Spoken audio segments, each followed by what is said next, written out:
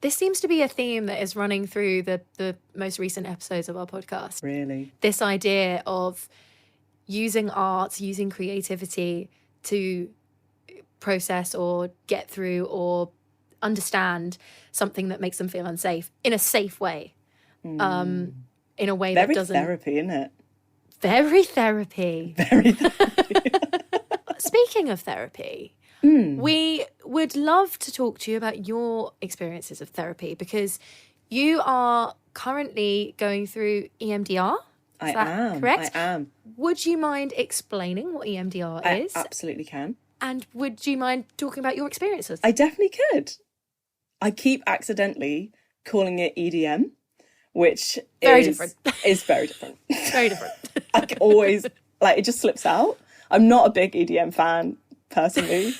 And I keep being like, I've got to go, I've got EDM. People are like, in this current climate? So EMDR, it stands for... good question. Eye movement, desensitization, and... reprocessing.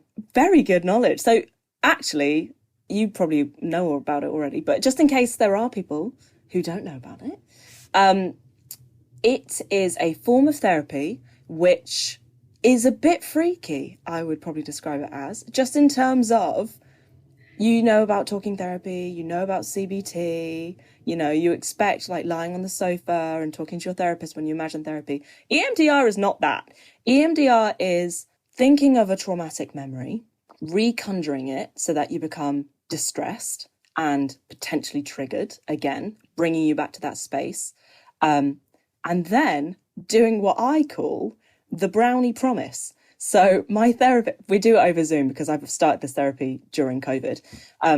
She holds up her fingers and a little brownie promise close to her face like this. And then she does a full arm extension and comes back to the face, back, forth, really, really quickly. And she tells me to follow her fingers with my eyes. And so my eyes are going left, right, left, right, left, right, left, right.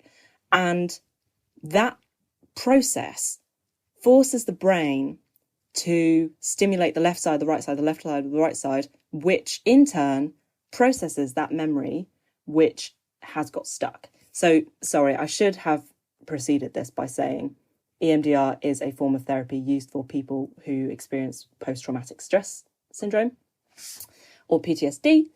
But basically PTSD is where my kind of layperson's understanding is where you have experienced trauma, potentially something happened during that trauma where you couldn't fulfill the fight or flight response that your body was going into. So you're traumatized, you're experiencing something horrific, your body goes into fight or flight, and then maybe your body's like, run, but there's something which prevents you from running, or something else happens, which means that that memory, as it's happening, gets stuck and it doesn't process correctly.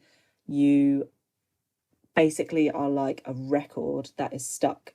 What EMDR does is it brings it back up, triggers all the kind of automatic nervous system stuff in your body, and then you force it to be processed, which is difficult. You know, if we're talking about traumatic memories, something that may have caused you to have PTSD, that could be something that's very difficult for you to do, and maybe that's something that you're not ready to do, and that's okay. But I will say, boy, does it work. Oh my gosh. The reason I sought it was because my Instagram followers told me to. Like, that's one nice thing about Instagram. I have a breadth of information that I wouldn't necessarily have otherwise. People's experience. It's great. The way that it works with me is my counsellor asked me kind of, can you rate your distress level on a scale of 1 to 10? And I'll say, 10. And I'll be like streaming with tears and nearly inconsolable. And then she'll be like, okay, hold this memory, and it'll be a memory that we've discussed together. Hold that in your mind. And then think of your negative cognition. And by that, she always asked me, what did this memory make you believe about yourself? What negative cognition did it make you believe about yourself?